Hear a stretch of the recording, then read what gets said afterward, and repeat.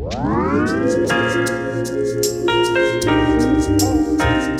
à tous, et oui, me voilà de retour. Enfin, j'avais dit que j'allais être régulière et revenir faire plein de vidéos. Ça fait 4 mois que j'ai pas posté, non pas que j'ai pas vu le temps passer, pas du tout, puisque je trouve cette grossesse littéralement interminable, mais en fait j'ai continué à travailler, donc je pensais que j'allais être arrivée et en fait j'ai continué à travailler et je suis en congé maternité depuis 3 semaines, un mois. Et pendant ce mois, ça a été assez mouvementé, donc je n'ai pas eu le temps de me remettre aux vidéos. Aujourd'hui, je suis hyper contente de vous retrouver pour une vidéo qui va être assez longue, je pense, parce que du coup, je vais devoir condenser ma vidéo deuxième trimestre, début du troisième trimestre, puisque du coup là je suis en plein dedans.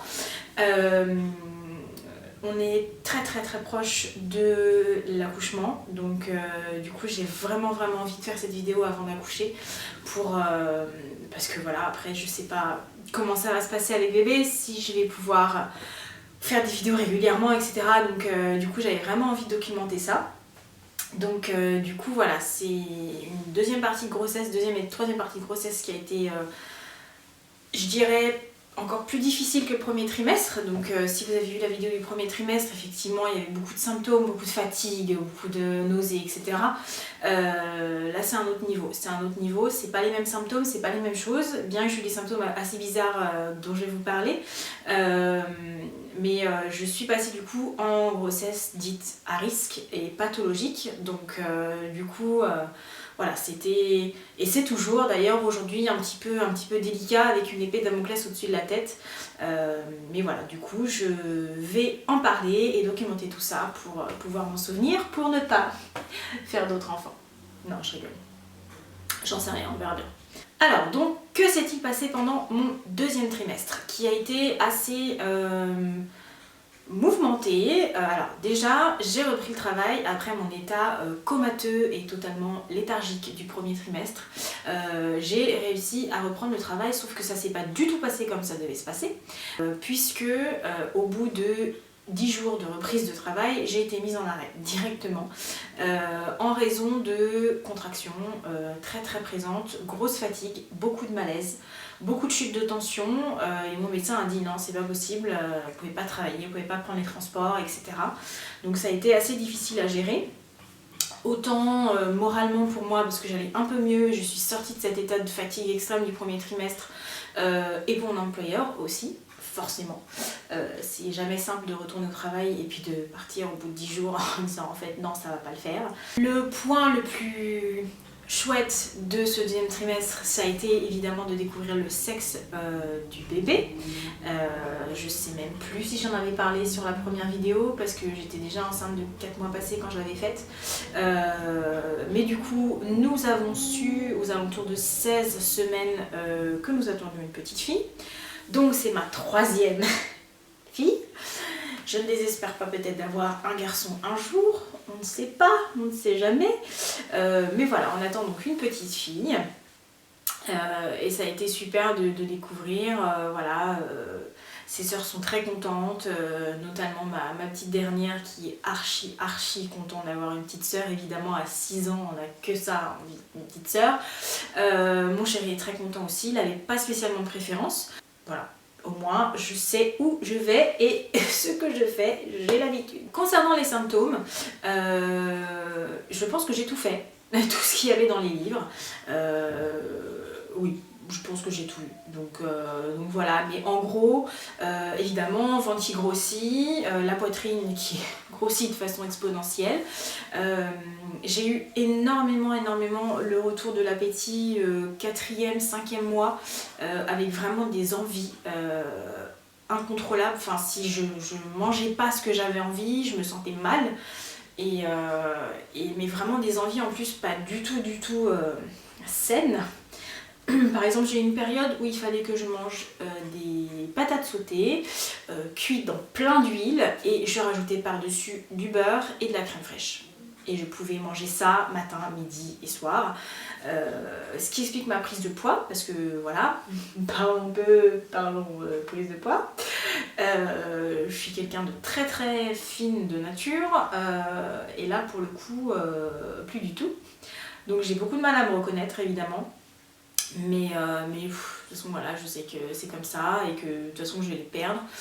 Pour ma précédente grossesse, j'avais pris plus de 40 kilos, donc là je m'en fais pas trop puisque à ce jour, aujourd'hui, nous sommes lundi 4 février, je pense que je suis aux alentours de 25 kilos, donc c'est beaucoup. Mais moi je trouve que ça va, mais ça aurait pu être pire vu ce que je mange parce que je me limite absolument pas, je fais absolument pas attention, je mange ce que j'ai envie parce que comme j'ai encore des nausées, j'estime que j'en chie assez comme ça et que voilà, j'ai pas de diabète gestationnel donc tout va bien, je prends juste du gras dans les fesses, mais bébé va très bien donc voilà. Donc concernant les symptômes un peu rigolos, un peu spéciaux, j'ai eu une... je sais pas ce qui s'est passé au niveau de mes cheveux, au niveau de mes poils, mais c'est devenu incontrôlable.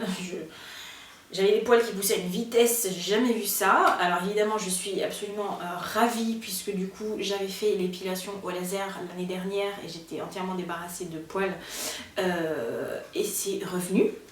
Complètement revenu, donc je suis bonne pour recommencer à zéro, donc de ce côté-là je suis absolument ravie. Mais bon voilà, ça s'est un petit peu calmé. Ça s'est calmé vers le 6e mois et là effectivement ça s'est complètement calmé puisque j'ai l'impression que carrément mes poils ne poussent plus donc tant mieux.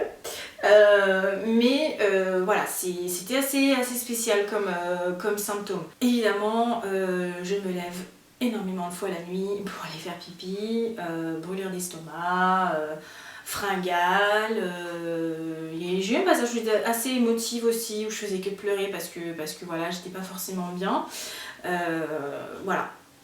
Je me sentais pas bien dans mes baskets, pas bien dans mon corps, pas bien voilà. Et bizarrement, le 3e trimestre a finalement été le plus facile, alors que c'est censé être le plus difficile. Donc, enfin, le plus difficile, le plus fatigant, etc. Alors oui, je suis fatiguée, mais c'est quand même vachement plus gérable que le 2e trimestre. Concernant ce fameux passage de la grossesse, entre guillemets, juste désagréable avec des symptômes à la grossesse dite pathologique, j'ai appris ça le jour de l'échographie du 2e trimestre, donc je devais être à 22 semaines, 22-23 semaines, quelque chose comme ça. Donc nous évidemment en tant que parents, cette échographie c'est celle qui dure le plus longtemps, qui est la plus sympa, où on voit vraiment un bébé sous toutes les coutures. Voilà, nous on oublie en fait que à la base c'est fait pour faire un diagnostic médical, que c'est pas juste fait pour voir bébé et youpi tralala, regarde il suit son pouce, c'est rigolo, machin. Et en fait c'est tombé comme ça, comme chac, prends ça dans la face. J'ai ce qu'on appelle un placenta prévia recouvrant complet stade 4. J'ai en fait le placenta, donc le placenta c'est cette espèce de galette de viande un peu dégueu quand même, mais qui est très utile puisque c'est ce qui permet de nourrir le bébé et de l'oxygéner et c'est ce qui relie la mère à l'enfant et du coup c'est relié avec le cordon ombilical. Donc c'est un organe qui est évidemment extrêmement important pendant la grossesse, pendant toute la grossesse. Normalement il s'implante au-dessus, sur le côté, enfin peu importe, mais il s'implante pas en bas. Donc moi, le mien, j'ai pas de chance du tout parce qu'en fait, vous avez le col de l'utérus, alors attention si vous vous rappelez pas de vos cours de SVT, je vais vous faire un petit rappel. Donc vous avez le vagin, le col de l'utérus et l'utérus au-dessus. Et donc en fait, le col de l'utérus, c'est par là où est censé donc sortir le bébé au moment de l'accouchement. Et moi j'ai le placenta, la galette qui fait comme ça, complètement dessus. Donc une sortie par voie naturelle, un accouchement voie basse est totalement impossible. Qu'est-ce qui se passe si j'accouche voie basse, enfin si je laisse le travail se faire, etc. Voilà.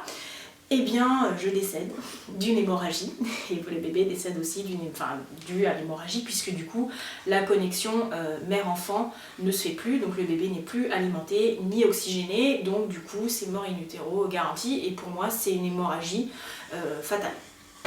Donc déjà, quand on apprend ça, on se dit, bon, ok, bah écoute, voilà. Donc je voulais un accouchement le plus naturel possible.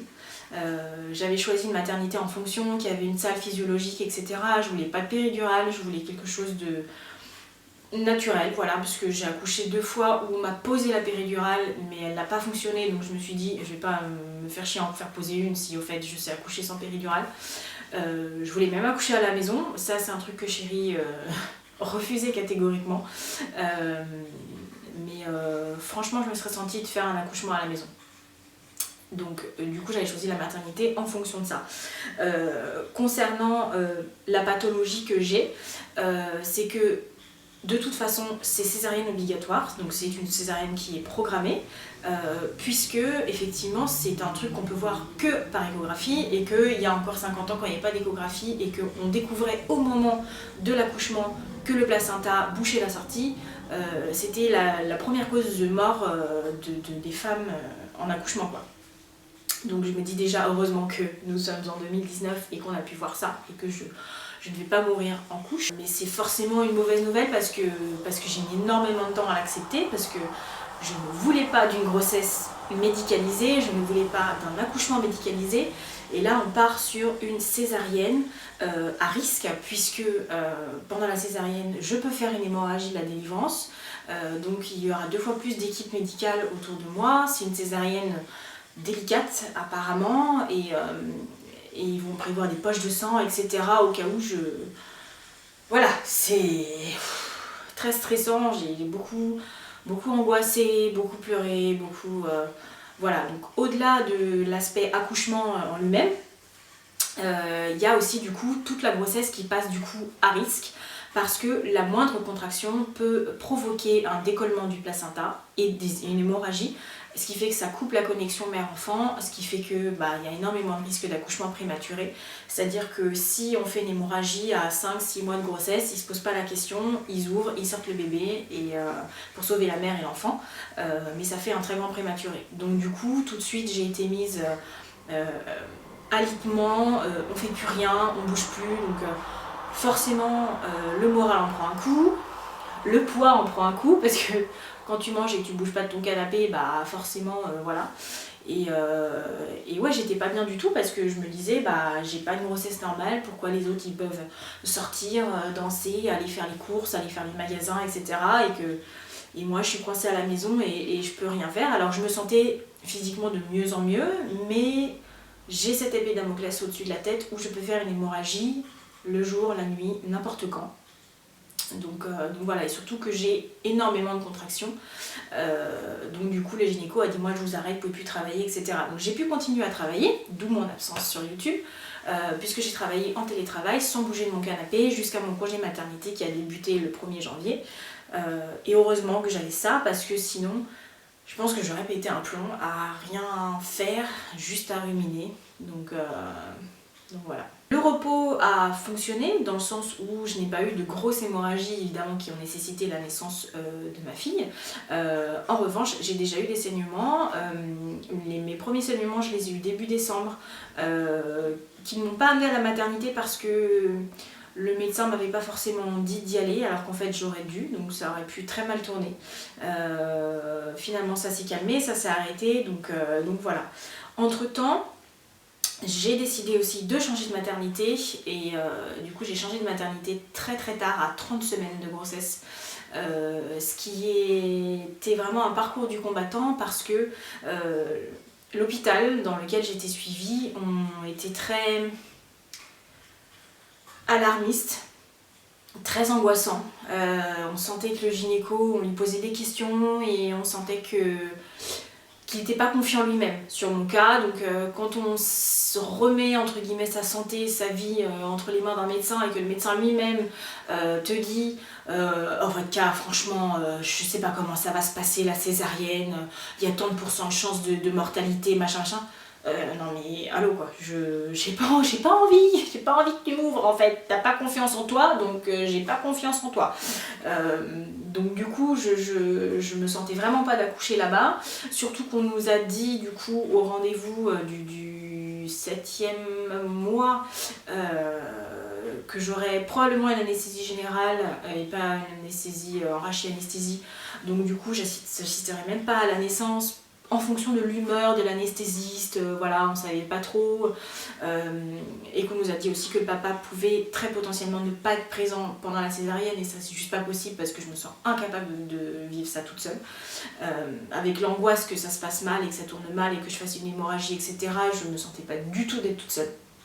Et surtout d'être séparée après de mon bébé en salle de réveil pendant 3, 4, 5 heures, ça c'était pour moi hors de question. Donc me voilà partie enceinte de 7 mois et demi à la recherche d'une nouvelle maternité. Alors comment vous dire à Paris Ici c'est Paris, c'est-à-dire que quand tu es enceinte de plus de 15 jours, on te dit que c'est trop tard pour t'inscrire, donc il faut limite s'inscrire avant d'être enceinte, donc c'est très compliqué. Et j'ai trouvé du coup une super clinique privée à Paris qui a bien voulu me prendre à ce stade. Donc j'ai un super gynéco qui me suit, qui est dispo 24h24, 7 jours sur 7. C'est lui qui va m'accoucher, peu importe le jour, l'heure, la nuit, si c'est en urgence, si c'est programmé, si c'est voilà, ce sera lui. Et il a repris tout le dossier, tout le suivi et vraiment il nous a rassurés, il nous a dit que mon chéri sera là à la césarienne quoi qu'il arrive, qu'il a l'habitude de ce cas, qu'il en fait tout le temps, que ça peut être grave et ça peut mal tourner, mais il a l'habitude, donc du coup archi rassuré de ce côté-là. Du coup voilà, c'est quelque chose qui était vachement important pour moi, de pouvoir avoir mon bébé avec moi, de pouvoir faire du pot à pot tout de suite après la césarienne, de pouvoir l'avoir en salle de réveil. Psychologiquement, je me sentais pas du tout de vivre ça autrement.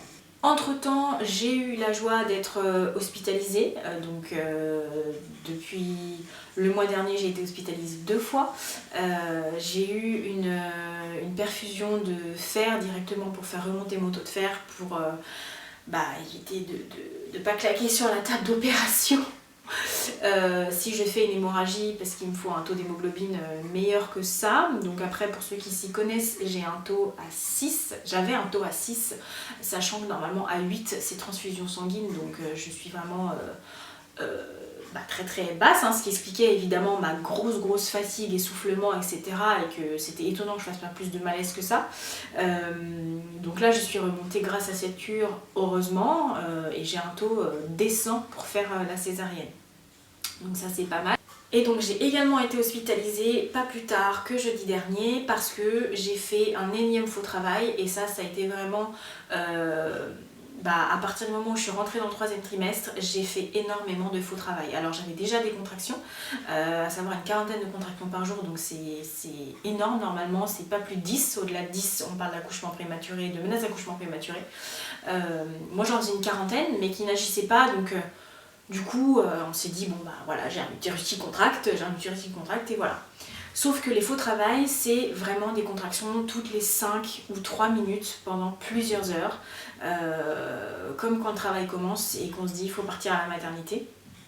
Donc j'ai l'habitude, j'en fais 2-3 par semaine, et jeudi dernier par contre c'est devenu de plus en plus intense, et là vraiment j'ai cru que j'allais accoucher. Donc j'ai appelé mon gynéco, je lui ai demandé ce qu'il en pensait, j'ai saigné un petit peu, donc je me suis dit là ça pue du cul, ça pue du cul, il y a un truc qui va pas. Et donc on est allé à la maternité, et effectivement j'avais commencé un travail avec des contractions toutes les 3 minutes quand on est arrivé, puis ensuite 1 heure après toutes les minutes. Et ils ont essayé donc du coup de stopper le travail pour pouvoir rester sur la césarienne programmée, puisque idéalement il faut atteindre 37 semaines pour vraiment sortir de la prématurité totale. À partir de 37 semaines on est vraiment à terme entre guillemets, sachant qu'une grossesse c'est 40-41 semaines, donc 37 on considère que vraiment le bébé est à terme et qu'il n'y a pas de souci, et au moment où je suis arrivée à la maternité j'étais à 35 plus 5 jours, donc ils se sont dit on va essayer de stopper le travail pour vraiment rester sur la césarienne programmée. Donc j'ai été hospitalisée une nuit, une journée, pour pouvoir stopper ces contractions, donc ce qui a fonctionné, donc tant mieux. Mais voilà, le gynéco a été clair là-dessus, et il m'a dit la prochaine fois que le travail se lance on n'essaiera pas de l'arrêter, parce que là j'arrive à du coup quasiment 37 semaines, donc ça sert à rien de l'arrêter et ben, on fera la césarienne. Donc j'ai pas envie d'avoir une césarienne en urgence. Je préfère rester sur la césarienne programmée, mais je sais pas si je tiendrai jusque là. Elle est prévue pour dans quelques jours, donc j'espère tenir le coup parce que j'ai vraiment pas envie de partir en catastrophe en pleine nuit, faut césariser, machin, j'ai pas envie, c'est plus de stress qu'autre chose. Mais voilà, c'est pour ça que je voulais faire cette vidéo là pour avant que ça arrive parce que les jours sont comptés et je réalise pas du tout. J'ai aucun espoir d'accoucher normalement. Je sais que ça va être une césarienne, je sais que c'est une césarienne à risque, je sais que je risque de faire une hémorragie, de finir en réanimation. Je sais que mon bébé risque de finir en réanimation aussi. C'est très très stressant, mais après voilà, j'essaye de rester positive. J'ai heureusement un entourage qui est positif pour moi quand moi j'arrive plus. Et voilà, on verra comment ça se passe. J'ai envie de documenter tout ça. J'ai envie de me souvenir de tout ça. Le jour où j'aurai peut-être envie de faire un autre bébé, je me rappellerai tout ça. Mais voilà, j'ai envie de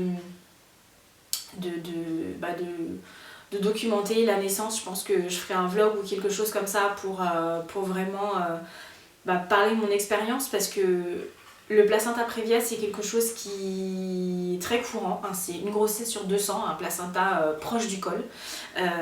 Après, en général, il remonte au cours de la grossesse, dans 80% des cas. Évidemment, avec la chatte que j'ai, moi, il ne remonte pas du tout, il est encore plus recouvrant que possible. Il y a l'impression qu'il descend. Du coup, c'est quelque chose où j'ai eu énormément de mal à trouver des informations, que ce soit voilà, sur internet ou des sites vraiment de médecine ou des forums ou des témoignages ou quoi que ce soit. J'ai eu trop de mal à en trouver, même des vidéos sur YouTube. Il y a énormément de témoignages américains, mais français, franchement, j'en ai pas trouvé du tout. Donc voilà, je voulais en parler, je suis probablement pas la seule à être dans ce cas-là. Aujourd'hui, je suis enceinte de 36 semaines et 1 jour. J'espère tenir cette semaine, de pas refaire de faux travail. J'en ai encore fait un samedi soir, donc on verra. Il s'est calmé tout seul, je sais pas comment, pourquoi, il s'est calmé tout seul au bout de 4-5 heures de contraction toutes les 3 minutes. J'espère que tenir au moins jusqu'à samedi, dimanche, pour être le plus proche possible des 37 et après en avant Guingamp, hein, s'il faut faire la césarienne, faut faire la césarienne et puis on verra. Mais j'ai vraiment envie de parler de mon expérience sur cette césarienne, sur ce placenta, sur comment ça s'est passé.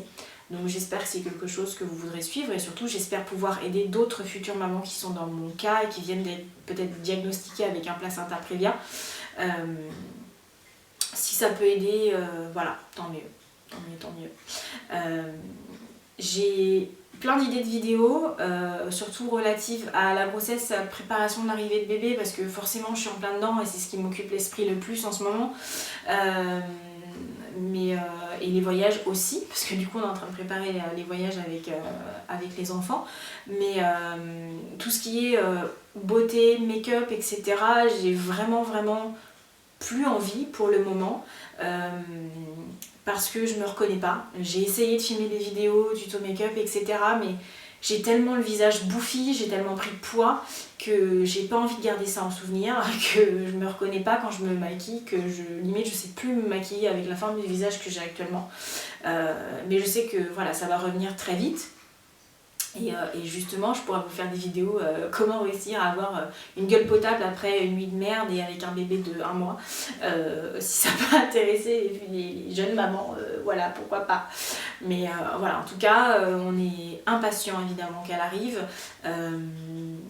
On a hâte, tout simplement.